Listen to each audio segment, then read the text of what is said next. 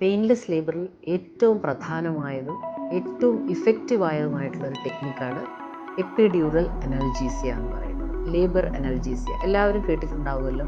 Epidural അനൽജീസിയ എന്ന് പറയുമ്പോൾ നമ്മളുടെ നട്ടെല്ലിൻ്റെ ഉൾഭാഗത്ത് ഒരു ചെറിയൊരു സ്പേസ് ഉണ്ട്, എപ്പിഡ്യൂറൽ സ്പേസ് എന്ന് പറയും. ആ സ്പേസിലേക്ക് ഒരു ചെറിയ നീഡിൽ, ഒരു നീഡിൽ വെച്ചിട്ട് അതിനുള്ളിലേക്ക് വേദനാസംഹാരികളും ചെറുതായിട്ട് മരവിപ്പിക്കുന്നതിനുള്ള മരുന്നും കുത്തിവെച്ച് കഴിഞ്ഞാൽ പ്രസവ വേദന പെൺകുട്ടി അറിയുകയില്ല. വളരെ കംഫർട്ടബിളായിട്ട് പ്രസവിക്കാൻ പറ്റും.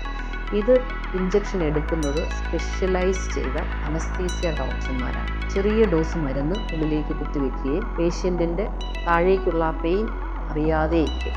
എന്നാൽ പ്രസവം വളരെ കറക്റ്റായിട്ട് പ്രോഗ്രസ് ചെയ്യുകയും ചെയ്യും. ആ പ്രോഗ്രസ് ഈ പെൺകുട്ടിക്ക് മനസ്സിലാകും. കാരണം കുഞ്ഞ് താഴേക്ക് ഇറങ്ങുന്നതോ അല്ലെങ്കിൽ സ്ട്രെയിനിങ് ചെയ്യേണ്ടി വരുമ്പോൾ ആ ഒരു ഫീലൊക്കെ ആ കുട്ടിക്ക് മനസ്സിലാകും. അപ്പോൾ പെയിൻലെസ് ലേബർ അഡോപ്റ്റ് ചെയ്ത് കഴിഞ്ഞാൽ വളരെ കംഫർട്ടബിളായിട്ട് പ്രസവിക്കാം. പേഷ്യൻ്റ് പെയിൻ അറിയാതെ ഇരിക്കും.